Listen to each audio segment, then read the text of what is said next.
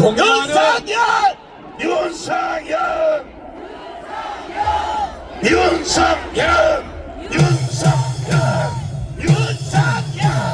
윤석열! 윤석열! 존경하는 애국 시민 여러분, 애국 시민 여러분, 들립니까? 들립니까? 저 윤상현입니다. 반갑습니다. 알고 계시죠? 저 윤상현 알고 계시죠, 여러분? 숨막히는 제도권을 떠나서 저 윤상현 광야로, 광장으로 여러분들과 함께 대한민국을 살리는 의로운 투쟁을 하기로 마음을 굳게 결정하고 나왔습니다.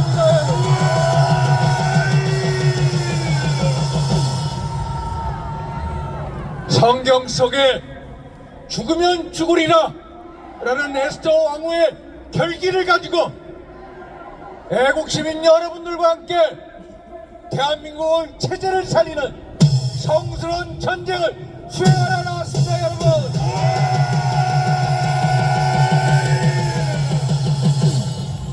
먼저 대한민국 체제 수호의 최전선에서 대한민국을 지키기 위해 노력해 주신 목사님, 성도님, 애국동지 여러분들께 다시 한번 무한 감사 인사를 올립니다. 여러분,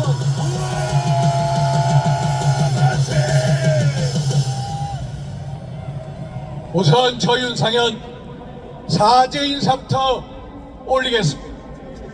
우리 당이 배출하고 국민이 선택한 대통령에 대한 탄핵 소추안을 막아내지 못했습니다. 어제는 헌정사상 처음으로 대통령 권한 대행에 대한 탄핵 소추안을 또 막아내지 못했습니다. 지난 8년 전 박근혜 대통령 탄핵을 못 막아낸 것처럼 저 국회 모두한 세력에 의해 무기력하게 무참하게 짓밟혔습니다. 저를 비롯한 우리 의원들의 무능임을 탓해 주십시오. 저 윤상현 먼저 존귀하신 애국시민 여러분들께 사죄의 큰절부터 올리겠습니다. 죄송합니다.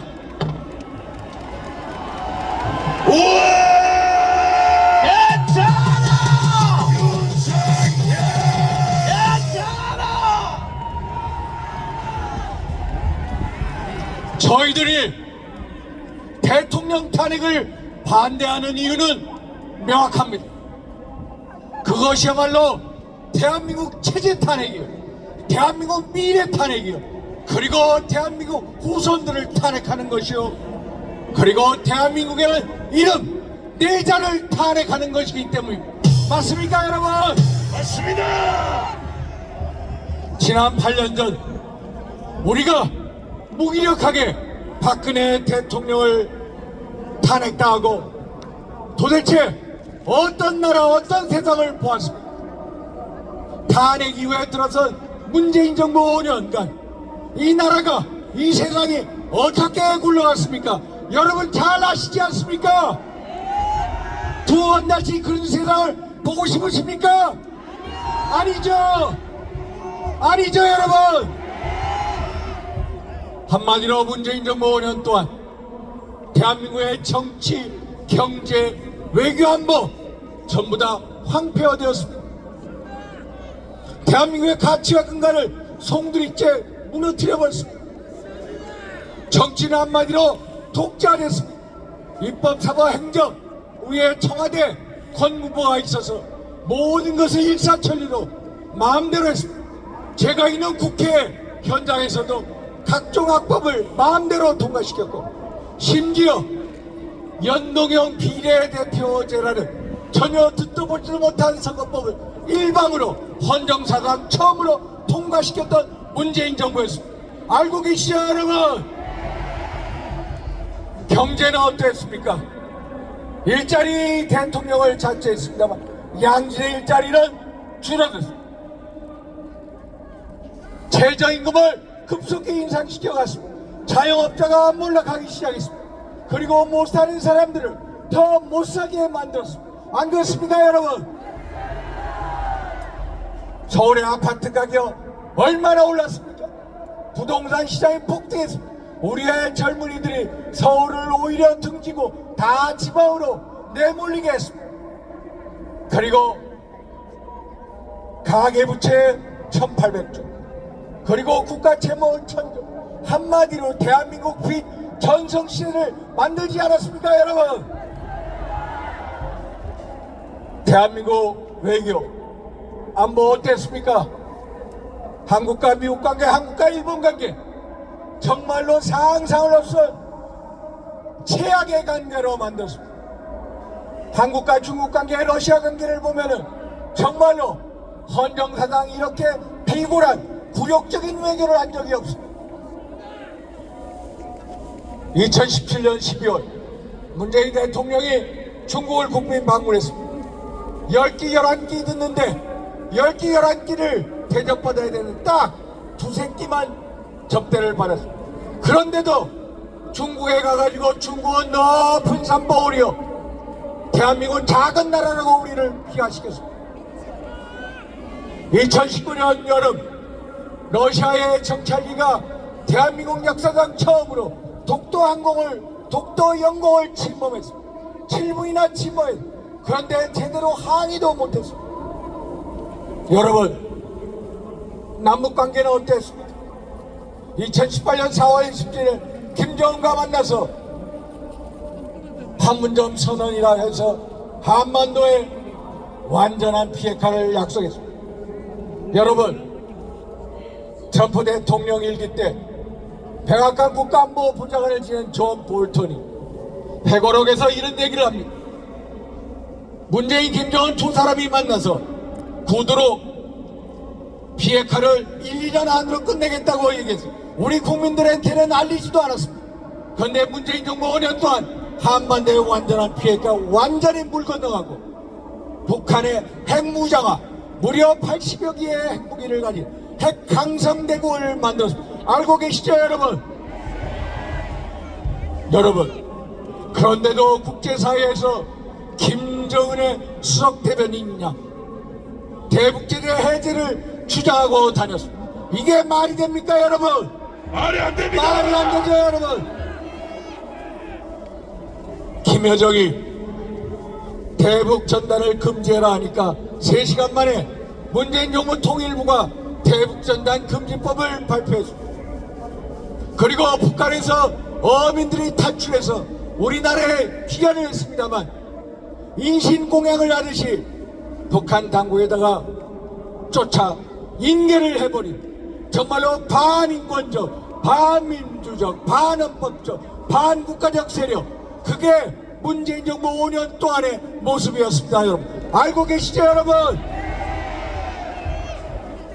여러분, 한마디로 이 나라 가치, 근간, 정체성을 무너뜨렸습니다. 한마디로 헌정사상 최악의 정부, 바로 문재인 정부 5년이지 않았습니까 여러분? 그런데 여러분, 두 번 다시 이런 정부, 이런 세력이 집권한 거 막아야 되지 않겠습니까 여러분? 맞습니다. 두 번 다시 이런 세상을 보면 안 됩니까? 그렇죠 여러분? 맞습니다. 존경하는 애국시민 여러분, 지난 6월 달부터 저희 국회가 22대 국회로 접어들었습니다. 지난 6개월 동안 민당 이재명과 그 세력들은 한마디로 광란에 질주를 했습니다. 입법 폭주했습니다. 예산안 폭주했습니다. 탄핵 폭주했습니다. 정말로 브레이크 없는 열차같이 광란에 질주하면서 대한민국의 헌정 질서를 교란시켜 왔습니다. 여러분 잘 아시죠? 국회에서 있다 보면 너무나도 무기력합니다. 상임위원회 본회의 마음대로 각종 악법과 각종 파퓰리즘 법안을 마음대로 일방으로 통과시킵니다. 한마디로 국회를 무법천지로 만들었습니다. 알고 계시죠 여러분? 예산안은 어떻습니까? 정부가 677조가 넘는 예산안을 의회에다가 제출했습니다. 그런데 정부 여당은 상의도 없이 단독으로 4조 원 이상을 깎고 예산을 마음대로 통과시킵니다. 이게 나라입니까 여러분? 이게 의회입니까 여러분? 국회의원 특활비 200억 가까이 다 살려놓습니다. 대통령실 특활비 전액 삭감해서 영원으로 만들었습니다. 경찰 특활비 영원으로 만들었습니다. 검찰 특활비 영원으로 만들었습니다. 그리고 국정원 특활비 영원으로 만들었습니다. 여러분, 문재인 대통령실 1년 특활비가 96억 원이에요. 윤석열 대통령실 내년도 특활비 2억 원입니다 여러분. 이렇게 무도한 세력이 어디 있습니까? 이렇게 행정부의 기능을 마귀시키는 세력이 어디 있습니까 여러분? 어제부로 지난 6개월 동안 29번째 탄핵 소추안 우리 국회로 넘어왔습니다. 국무총리 대통령 권한대행이 헌정사상 처음으로 탄핵당했습니다. 대통령도 탄핵, 국무총리도 탄핵당, 법무장관도 탄핵당, 감사원장도 탄핵당, 방통위원장도 탄핵당, 중앙지검장도 탄핵당. 세상에 이렇게 탄핵 계엄 상태를 만든 장본인들이 누구입니까 여러분? 알고 계시죠 여러분? 이들이 원하는 것은 국무위원 개개인의 탄핵이 아니라 대한민국의 국정의 탄핵, 대한민국 외교안보의 탄핵, 대한민국 민생의 탄핵인 것입니다. 한마디로 대한민국을 탄핵하는 것입니다 여러분. 알고 계시죠? 맞습니다. 이재명과 민당 세력에는 이들은 이성을 잃었습니다. 이들에게는 대한민국이라는 국가도, 대한민국이라는 국민도, 대한민국의 경제, 대한민국의 헌법도, 세계 사람들의 눈길도 아랑곳하지 않습니다. 이 사람들은 오직 이재명을 대통령 만들 저 고지가 바로 위에 있다고 느끼고 이성을 잃었고 눈이 먼 장인들입니다 여러분. 이들이 하는 저 독재 정치야말로 내란 정치요, 겁박 정치요, 테러 정치인 것입니다 여러분. 맞습니다. 맞죠 여러분? 이들이 결국 대한민국을 붕괴시키는 이 시도야말로 저들이야말로 암흑의 세력, 어둠의 세력, 그리고 내란 세력임을 고백하는 거 아닙니까 여러분? 맞습니다. 맞죠 여러분? 예. 여러분, 이 어둠의 세력에게 집권의 기회를 준다면 정말로 문재인 정부 5년 동안보다도 훨씬 더하면 더했지 덜하지 못한 훨씬 더 극악무도한 정부가 될 것입니다. 알고 계시죠 여러분? 그렇습니다. 대한민국을 완전히 송두리째 그 근간을 무너뜨려 버릴 것입니다. 대한민국의 이름 석자를 지우려 할지도 모릅니다. 그리고 대한민국 애국 세력들의 명맥과 씨를 빨리는 사활을 일으킬지도 모릅니다. 존경하는 애국 시민 여러분, 민당의 아버지가 누구입니까? 민당의 아버지. 어떻게 의원들이 어떻게 이재명 대표를 아버지라고 부릅니까? 이재명의 민당은 김대중 대통령의 민당 전혀 딴판의 정당입니다. 오직 이재명을 위한 유일 일극체제 정당이 바로 현재 민주당인 것입니다. 존경하는 애국 시민 여러분, 이재명 대표 몇 개 혐의를 가지고 있는지 아십니까? 12개 범죄 혐의로 이재명의 재판 5개입니다. 대장동 개발, 백현동 개발 비리, 의뢰 신도시 개발 비리, 성남FC 불법 후원금 모금 비리, 공직선거법 위반, 검사 나친 위증교사 비리, 이화영을 비롯해 불법 대북 송금 사건, 그리고 경기도 시사 시절 예산 유용 사건, 이렇게 무려 12개의 혐의에 그리고 5개의 재판을 받고 있는 것입니다. 그런데 이 세력들, 이재명을 아버지라 부르는 이 세력들이 집권을 하게 되면 어떻게 되시지 아십니까? 헌법 79조에 보면은 일반 사면 조항이 있습니다. 국회의 동의를 얻어서 그 자식들이 법안을 만들고 대통령에게 사면을 건의하면 결국 이 모든 12개의 혐의를 전부 다 소멸시킬 수 있는 권한을 갖고 있는 것입니다. 그래서 이럴 가능성이 크기 때문에 이런 세력들이 집권할 수 있는 기회를 우리가 만들면 안 되는 거 아닙니까, 여러분? 맞습니다. 두 번 다시 어둠의 세력들이 대한민국을 운영하게 해서는 안 됩니다.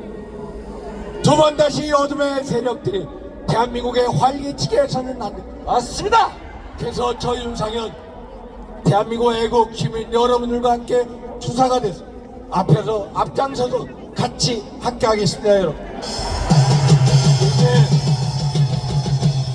이제 마치도록 하겠습니다. 미국의 수도 워싱턴 DC에 보면은 백악관으로부터 반경 2km 지점에 베트남 전쟁에서 사망한 미국 병사들 추모하는 워 미모리얼이 있습니다. 그 워 미모리얼에 유명한 영어로 된 구절이 있습니다. Freedom is not free. Freedom is not free. 자유는 공짜가 아닙니다. 여러분 공감하시죠? 자유는 절대로 공짜가 아닙니다. 대한민국의 자유민주주의 공짜가 아니었습니다. 대한민국의 애국 세력, 우리의 선조들이 피와 땀과 눈물로 획득한 게 대한민국의 자유민주주의였습니다. 그분들의 거룩한 희생 속에 핀 꽃이 대한민국의 자유민주주의였던 것입니다. 그런데 대한민국의 자유민주주의가 6.25 이후에 최대 위기에 봉착해 있습니다. 대한민국의 자유민주주의와 대한민국의 정체성이 가장 큰 위기에 지점에 있습니다. 저 윤상현 애국시민 여러분들과 함께 대한민국의 정체성과 대한민국의 자유민주주의를 지키는데 앞장서서 같이 싸우겠습니다, 여러분. 우리 모두 한 분 한 분이 자유민주주의 수호를 위해서 대한민국이라는 이름 4글자를 지키는 투사이자 전사이자 형제이자 동료이자 그리고 대가족인 것입니다, 여러분. 동의하시죠? 그래서 저 윤상현과 함께 대한민국의 자유민주주의 수호를, 대한민국 정체성을 지키기 위해서 첫째도 뭉칩시다, 여러분. 맞죠, 여러분? 둘째도 뭉칩시다. 셋째도 뭉칩시다.